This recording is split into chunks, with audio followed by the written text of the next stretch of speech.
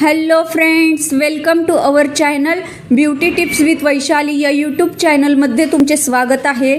ज्या प्रकारे आपण रोज नवीन वेगवेगळ्या ट्रीटमेंट बघत असतो, त्यामध्येच आज आपण बघणार आहोत हेअर स्पा कसा करायचा. ते घरच्या घरी देखील तुम्ही हा हेअर स्पा करू शकता. मग तो कशा पद्धतीने करायचा हे आज तुम्हाला मी स्टेप बाय स्टेप दाखवणार आहे. व्हिडिओ इथे थोडासा मी फास्ट केलेला आहे, कारण व्हिडिओ खूप मोठा होतो आणि मग बघायला कंटाळा येतो. चला तर बघूया आपण हेअर स्पा कसा करायचा.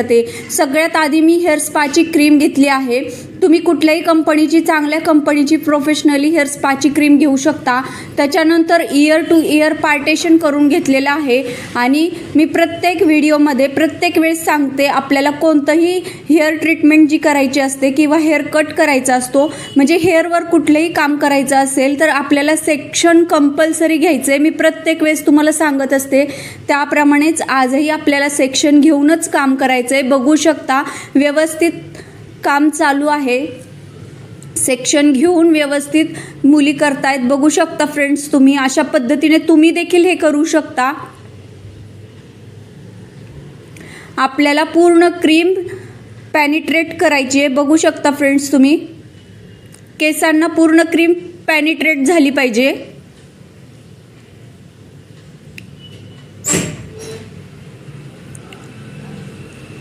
अशा पद्धतीने जर तुम्ही केली ट्रीटमेंट, तर तुमच्या केसांना जे दोन फाटे फुटलेले आहेत किंवा हेअर फॉलचा जो प्रॉब्लेम आहे किंवा डॅन्ड्रफचा जो प्रॉब्लेम आहे तो कमी होतो. त्यासाठी आपल्याला कंटिन्यू रेग्युलर हेअर स्पा केला पाहिजे. जसं आपण चेहऱ्याची काळजी घेतो त्याप्रमाणेच आपल्याला आपल्या केसांची देखील काळजी घ्यायची असते. त्यासाठी आपल्याला हेअर स्पा महिन्यातून एकदा तरी केला पाहिजे. हेअर स्पा केल्यामुळे केसांना जे दोन फाटे फुटलेले आहेत तेही कमी होतात. केसांची ग्रोथ चांगली राहते. केसांमध्ये जो डॅन्ड्रफ असेल तोही कमी होतो आणि हेअर फॉलच्या ज्या समस्या आहेत त्याही कमी होतात. त्यामुळे आपल्याला हेअर स्पा कंपल्सरी दर महिन्याला किंवा 2 महिन्यातून एकदा तरी करावं. जसं आपण फेशियल आपल्या चेहऱ्याची काळजी घेतो, त्याचप्रमाणे आपल्याला आपल्या केसांची देखील काळजी घ्यायची असते.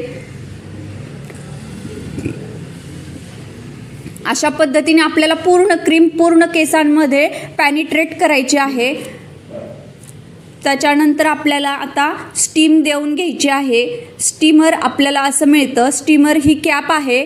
तुम्ही जे साधं स्टीमर आहे त्याने देखील स्टीम देऊ शकता, पण ह्या स्टीमरने व्यवस्थित सगळ्या केसांना स्टीम लागली जाते.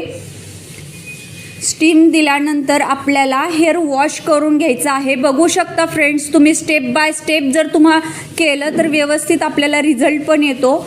आपल्याला हेअर वॉश करून घ्यायचं आहे. त्याच्यानंतर आपल्याला केस ब्लो ड्राय करायची आहेत. बघू शकता, ब्लो ड्राय करायचं म्हणजे काय करायचं आहे, आधी कोल्ड, मीडियम आणि मग हॉट आपल्याला ड्रायरने करायचं आहे.